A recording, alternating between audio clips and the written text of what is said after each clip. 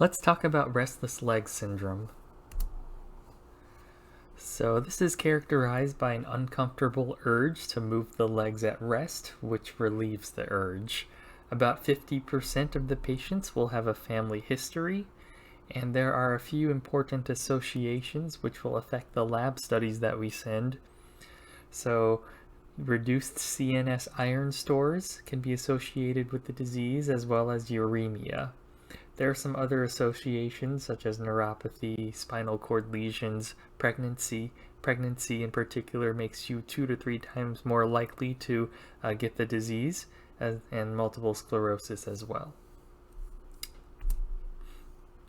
So this is a clinical diagnosis, and you must meet all of the clinical criteria to receive the diagnosis.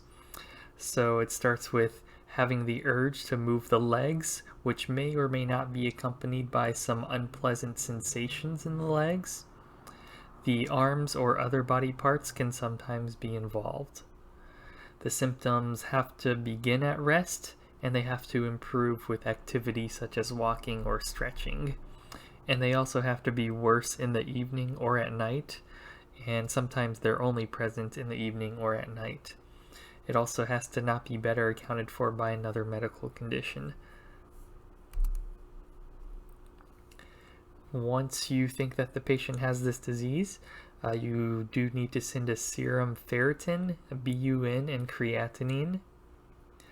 There are some studies which can also be done which are not required, such as polysomnography, and you're going to use that to differentiate restless leg syndrome from periodic limb movements of sleep, as well as exclude other disorders such as obstructive sleep apnea. If you suspect neuropathy, you can also do an EMG and nerve conduction studies, but these are not required, and you can sometimes differentiate the symptoms from neuropathy based on history alone.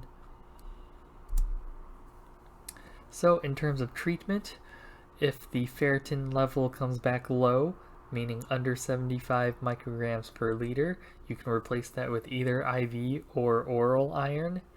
If you give oral iron, you can optionally also give vitamin C, which can enhance the absorption of the iron. After giving the iron, you'll reassess the ferritin level every 3 to 6 months until it's been repleted, and at that point you can also discontinue the iron repletion if you do not identify a cause for the iron depletion. So if the patient is in end-stage renal disease, you can do dialysis, which can improve the symptoms. You'll also want to avoid antidepressants or dopamine blocking agents if possible, as well as encouraging regular moderate exercise and reducing caffeine intake. If those measures are not enough, then there are also some medications which can relieve chronic symptoms, and we'll only talk about the first-line medications, but these are dopamine agonists such as pramipexole or ropinirole. Other dopamine agonists work as well, it's just that these two have a decreased side effect profile. Alpha-2 delta calcium channel ligands can also help, such as gabapentin or pregabalin. The medications do need to be taken about 2 hours before the onset of symptoms because of the absorption pharmacokinetics.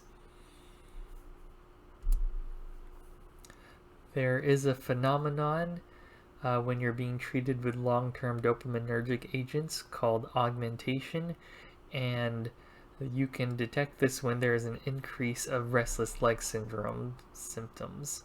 So you can have increase in the severity of symptoms, earlier onset of symptoms, less relief from the medication, and the symptoms can spread to more body parts. If you think that this is occurring, then you can either switch to gabapentin or pregabalin, or try a transdermal rotigotine patch.